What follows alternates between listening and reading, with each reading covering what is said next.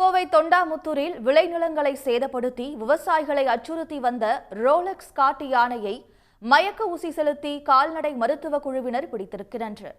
இதுகுறித்த கூடுதல் விவரங்களை தருகிறார் செய்தியாளர் தென்னிலவன். விவரம் நிச்சயமாக. அதாவது மேற்கு தொடர்ச்சி மலை அடிவாரத்தில் உள்ள தொண்டாமுத்தூர், நரசிபுரம், தாலியூர் உள்ளிட்ட பகுதிகளில் கடந்த சில மாதங்களாகவே விவசாய நிலங்களுக்குள் புகுந்து விளைநிலங்களை சேதப்படுத்துவதோடு விவசாயிகளையும் அச்சுறுத்தி வந்த ரோலக்ஸ் என்ற காட்டு யானையை உடனடியாக பிடித்து இடமாற்றம் செய்ய வேண்டும் என அந்த பகுதி விவசாயிகள் தொடர்ந்து கோரிக்கை வைத்தார்கள்.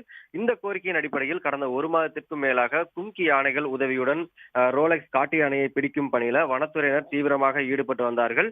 இந்த நிலையில்தான் இன்று அதிகாலை 4 மணி அளவில் முதன்மை தலைமை வன பாதுகாவலர் வெங்கடேசன் மேற்பார்வையில் கால்நடை மருத்துவர் கலைவாணன் தலைமையிலான கால்நடை மருத்துவ குழுவினர் இன்று அந்த காட்டு யானைக்கு மயக்க ஊசி செலுத்தும் பணியில ஈடுபட்டாங்க.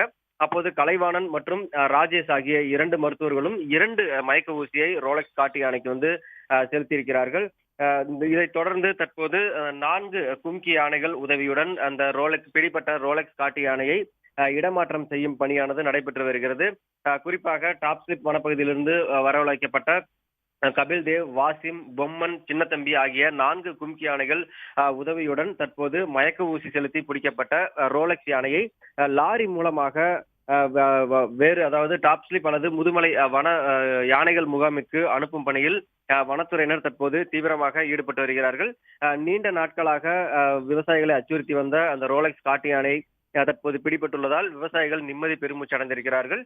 இதே ரோலக்ஸ் யானை தான் கடந்த செப்டம்பர் 16ஆம் தேதி மயக்க ஊசி செலுத்த முயன்ற விஜயராகவன் என்ற கால்நடை மருத்துவரை தாக்கியதும் குறிப்பிடத்தக்கது.